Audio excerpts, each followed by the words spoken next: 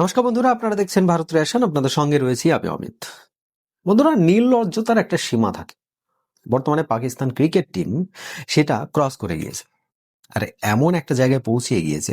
দেখুন, রিসেন্টলি পাকিস্তানের একজন এমন একটা ক্রিকেটার, যে ক্রিকেটার রিসেন্টলি পাকিস্তানে হাইপ ক্রিয়েট করেছিল যে ভারতের সঙ্গে পাকিস্তানের যে ম্যাচ খেলা হবে সেই ম্যাচে এই ব্যক্তি বিশেষ করে আমাদের ভারতকে এমন ভাবে জবাব দেবে যেটা হয়তো এর আগেকার সমস্ত কিছুর প্রতিশোধ তারা নিয়ে নেবে। কিন্তু কি ঘটেছে?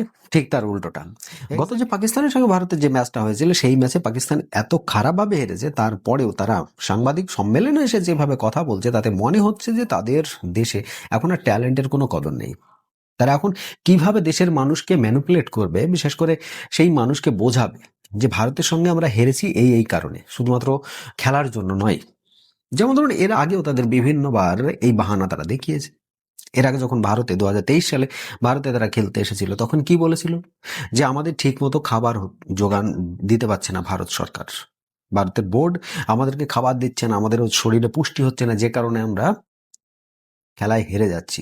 মানে তারা বিরিয়ানি খাবে, বিরিয়ানি পাচ্ছে না। তারা যেগুলো খায় আর কি পাকিস্তানের মানুষ, সেগুলো খাবে, তাই নাকি তারা খেলায় জিততে পারছে না, ভারতের সঙ্গে হেরে গিয়েছে। এরকম আরো অনেক কিছু। তারা মসজিদের বাহানা দেখিয়েছিল যে আমরা মসজিদে যেতে পারছি না, নামাজ পড়তে পারছি না, আমরা ভগবানের কাছে দোয়া চাইতে পারছি না, তাই আমরা নাকি হেরে গিয়েছি।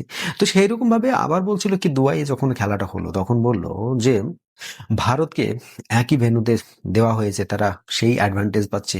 এবং সেই যখন ম্যাচ চলছিল তখন পাকিস্তানের যে দিল দিল পাকিস্তান বলে একটা ওদের জাতীয় সঙ্গীত হোক যাই হোক একটা গান রয়েছে, সেই গানটা বাজানো হয়নি, যে কারণে তারা মোটিভেট হয়নি, তাই তারা হেরে গিয়েছে। এইবার কি বলছে, ওসমান তারিক হচ্ছে পাকিস্তানের সেই বোলার যে বোলারকে নিয়ে ওরা অত্যন্ত আশাবাদী ছিল, কিন্তু লাস্ট পর্যন্ত কিছুই হয়নি। সূর্যকুমার যাদব এমন ভাবে ব্যান্ড বাজিয়েছে তার, সেটা আপনারা সকলেই দেখেছেন। তো এই ওসমান তারিক কি বলেছে? সে বলেছে যে আমরা ভারতের কাছে হেরেছি, তাতে আমাদের কোনো মনে ব্যথা নেই। মানে দেখুন, ওরা খেলা করে হেরে যাক আর যাই করুক, তাতে ওদের কোনো যায় আসে না। ওদের ব্যথাটা কোথায়? ব্যথাটা হচ্ছে যে শ্রীলঙ্কার পুলিশ, শ্রীলঙ্কার কাস্টম হোক আর যে পুলিশ হোক, তারা পাকিস্তানের প্লেয়ারদের ব্যাগ দুইবার করে চেক করেছে। আর সেই জায়গায় দাঁড়িয়ে ভারতের প্লেয়ারদের ব্যাগ কিন্তু একবারের জন্যও চেক করে। তাই এটাই হচ্ছে তাদের মনের মধ্যে সবচাইতে ব্যথা। আর এটাই নাকি তাদের হারের একমাত্র কারণ আর কি। তারা অজুহাত দেখাচ্ছে আর কি, বলা যেতে পারে। যে দেখুন, পাকিস্তানের মানুষ তো একটু ক্ষিপ্ত।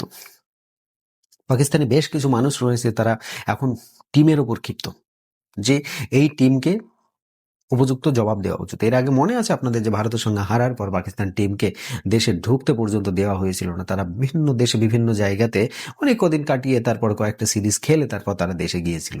তো এইরকম ঘটনা অনেকবার ঘটেছে পাকিস্তানে, এটা কিন্তু নতুন নয়। তো এক্স্যাক্টলি এইবারও সেই মানুষের মেন্টালিটি চেঞ্জ করার জন্য, মানুষের মনকে অন্যদিকে ডাইভার্ট করার জন্য তারা দেখুন খেলা নিয়ে কোনো কথাই বললো না। তারা খেলা নিয়ে কোনো কথাই বললো না, ভারতের সঙ্গে হেরেছে তাতে তাদের কোনো যায় আসে না। তারা কি বলছে, যে আমাদের সবচাইতে খারাপ লেগেছে কোথায়, যেখানে ভারতের ব্যাগ একবারও চেক করা হলো না, অথচ পাকিস্তানের ক্রিকেটারদের ব্যাগ দুবার করে চেক করা হলো। দেখুন, স্বাভাবিক ব্যাপার, সকলেই জানে আপনারা কেমন কুকুর। মানে কুকুর বললেও হয়তো কুকুরকে অসম্মান করা হচ্ছে আর কি, কিন্তু আপনাদের কি স্বভাব সেটা তো আমরা খুব ভালোভাবে জানি আর কি। সারা বিশ্বে যে কোনো জায়গায় যাই ঘটুক না কেন, তার লিঙ্ক, বম ব্লাস্ট বলুন আর যাই বলুন না কেন, টেরোরিজম বলুন যাই বলুন, তার লিঙ্ক কিন্তু সেই কোথাও না কোথাও পাকিস্তানিদের সঙ্গে মিশে থাকে। তো অবভিয়াসলি শ্রীলঙ্কার মতো একটা দেশ, যেখানে এর আগে এত তারা এই সমস্ত প্রবলেম ফেস করেছে, তো স্বাভাবিক বিষয় তারা আবার নতুন করে এই প্রবলেম ফেস করতে তারা চায় না, যে কারণে একটু চেক আপ করতেই হবে। তাই আপনাদের চেক আপ করবে না তো ভারতীয় প্লেয়ারকে চেক আপ করবে, নাকি অস্ট্রেলিয়ান প্লেয়ারদের চেক আপ করবে? কি মনে হয়? দেখুন, এটাই স্বাভাবিক, এটাই বাস্তব। আমরা এর আগেও দেখেছি যে ভারতের প্লেয়ারের যখন স্বাগত করলো আর কি, ভারতের প্লেয়ারকে যখন ওয়েলকাম করলো শ্রীলঙ্কা, তখন কি একটা রাজকীয় ব্যাপার। আর সেই জায়গায় দাঁড়িয়ে পাকিস্তান প্লেয়ারকে ওয়েলকাম করলো, তাদের কিভাবে করলো সেটাও আমরা দেখেছি। তাই কোথায় ভারত কোথায় পাকিস্তান, এই দুটো আমরা কম্পেয়ার কোনোভাবেই করছি না। কিন্তু পাকিস্তানের প্লেয়ারদের যে খেলার প্রতি আর কোনো আগ্রহ নেই, তারা শুধুমাত্র ভারতের কোথায় ভারতের সঙ্গে কম্পেয়ার তারা করার জন্য উঠে পড়ে লেগেছে। দেখুন, এর আগে আমরা কি বলতাম, যে বাংলাদেশের ক্রিকেট বোর্ডের বা বাংলাদেশের ক্রিকেটারদের 3টে করে হাত। কেন? একটা ডান হাত, একটা বা হাত, আর একটা তাদের হাত রয়েছে, সেটা হচ্ছে অজুহাত। এক্স্যাক্টলি এই পাকিস্তানকেও তার বিপক্ষে রাখা যায় না, মানে একই রকম ক্যাটাগরিতে আপনারা রাখতে পারেন দুটো দেশকে। এই বছর তো বাংলাদেশ সম্পূর্ণভাবে বহিষ্কার হয়ে গিয়েছে। বাংলাদেশ যেভাবে তার ক্রিকেটকে ধ্বংস করার প্রথম স্টেপে পা দিয়ে দিয়েছে সেটা আমরা দেখতেই পাচ্ছি, কিন্তু পাকিস্তানও কিন্তু আস্তে আস্তে সেই জায়গাতেই পৌঁছাচ্ছে।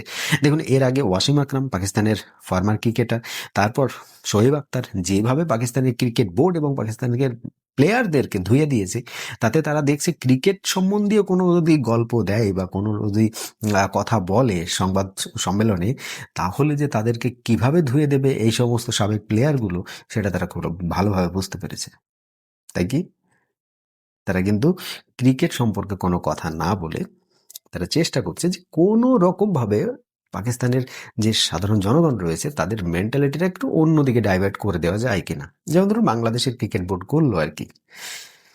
বাংলাদেশের এখন ক্রিকেট বোর্ড এবং বাংলাদেশের সরকার যারা এখন নতুন এসেছে, তাদের আগে যারা ছিল আর কি অন্তর্বর্তী সরকার, তারা কি বলছিল যে আমরা বিরাট একটা কিছু পেয়েছি, যে ভারতের মতো ওই রকম একটা বাঘা দেশকে আমরা যে না বলে দিয়েছি যেতে পারবো না খেলতে তোমাদের দেশে, তো সেটাই অনেক বড়। আর আমরা পেয়েছি কি, তার ধরুন আমাদেরকে আইসিসি কোনো রকম লিগ্যাল অ্যাকশন নেয়নি, আমাদের উপর আইসিসি কোনো লিগ্যাল অ্যাকশন তো নেয়নি, তার সঙ্গে আবার আমাদের দেশে একটা আইসিসি টুর্নামেন্ট হোস্ট করার জন্য সুযোগ তারা করে দিয়েছে। তো এইগুলো হচ্ছে দেখুন বাহানা, এগুলো অবভিয়াসলি এগুলো হচ্ছে বাহানা। এগুলো দিয়ে আপনি বেশি দিন আপনার হার সেটাকে আপনি লুকিয়ে রাখতে পারেন না। পাকিস্তানের হচ্ছে, আমরা দেখেছি পাকিস্তান কবে থেকে ভারতের বিপক্ষে হারছে, একটা ম্যাচ জিতে তারা এমন ভাব দেখিয়েছিল যে বিরাট কিছু। রিসেন্টলি পাকিস্তান ক্রিকেট বোর্ডের মধ্যে এবং পাকিস্তান মিডিয়ার মধ্যে একটা আলোচনা হচ্ছে যে ভারত পাকিস্তানের সঙ্গে জেতার পরে কোনো রকম সেলিব্রেশনই করলো না। ভাই কেন করবে সেলিব্রেশন? এমন একটা টিম, যে টিমটার সঙ্গে আমাদের কোনো কম্প্যারিজনই হয় না। 9 বার খেলা হয়েছে, যার মধ্যে 8 বার আমরা জিতেছি, একবার ওরা জিতেছে। তাহলে সেখানে কম্প্যারিজনে কি আছে? কোনো কম্প্যারিজন আছে কি যে আমরা তাদের সঙ্গে সেলিব্রেশন করব? হতে পারতো, সেলিব্রেশন হতে পারতো যদি ওরা অন্তত পক্ষে 4 বার জিততো, তাহলে আমরা হয়তো সেলিব্রেশন করতাম। তো সেই জায়গায় দাঁড়িয়ে সেলিব্রেশন করার বর্তমান যা আমাদের হার জিতের যে অনুপাত রয়েছে, সেখানে দাঁড়িয়ে সেলিব্রেশন করার কোনো জায়গাই নেই। আমরা সকলেই জানি পাকিস্তান ক্রিকেট বা পাকিস্তানের ক্রিকেটাররা বর্তমানে সবচাইতে বেশি ট্রোল হয়, সবচাইতে বেশি মিম হয় তাদের নিয়ে। তাদের ফিটনেস বলুন, তাদের সমস্ত কিছু, তাদের ওয়ার্কআউট বলুন, সমস্ত কিছু নিয়ে ট্রোল হয়। আর তারা কিনা আমাদের ভারতের প্লেয়ারদেরকে আঙুল দেখায়, ভারতের প্লেয়ারদেরকে কমপ্লেন করে, ভারতের প্লেয়ারদের সম্বন্ধে বিভিন্ন রকম কথা বলে। দেখুন, নিজেদের নিজেদের যে হার, নিজেদের যে ফেলিওর, সেটাকে লুকাতে আপনি অনেক কিছু করতে পারেন, কিন্তু আলটিমেটলি সেটা কোনো সময় লুকানো যায় না। স্ট্যাটিস্টিক্স কিন্তু সবসময় আপনাদেরকে সেটা নজর করিয়ে দেবে। এই উসমান তারিক যেভাবে হাইপ ক্রিয়েট করেছিল একে নিয়ে, তার কোনো কিছুই করতে পারেনি। আর মিডিয়ার সামনে এসে যেভাবে সে বলেছে, সেটা মানে সেটা আমরা ক্লিয়ার হয়ে যাচ্ছি যে পাকিস্তানের ক্রিকেট বোর্ড এবং পাকিস্তানের ক্রিকেটাররা নিজেদের পিঠ বাঁচানোর জন্য এখন এই নতুন প্লেয়ারকে সামনে নিয়ে এসেছে। আপনাদের কি মতামত বন্ধুরা? ওসমান তারিক যে কথাটি বলেছে, তার কি কোনো লজিক আছে? কি মনে হয়? অবশ্যই সেটা কমেন্ট বক্সে লিখতে কিন্তু ভুলবেন না। আর আমার চ্যানেলটি যদি আপনাদের ভালো লেগে থাকে, অবশ্যই একটা লাইক করবেন, শেয়ার করে বন্ধু বলে সকলের কাছে পৌঁছে দেবেন। চ্যানেলটিকে সাবস্ক্রাইব করতে কিন্তু ভুলবেন। আজকের মতো এই প্রতিবেদন এখানে সমাপ্ত করব। সকলে ভালো থাকবেন, সুস্থ থাকবেন। ধন্যবাদ।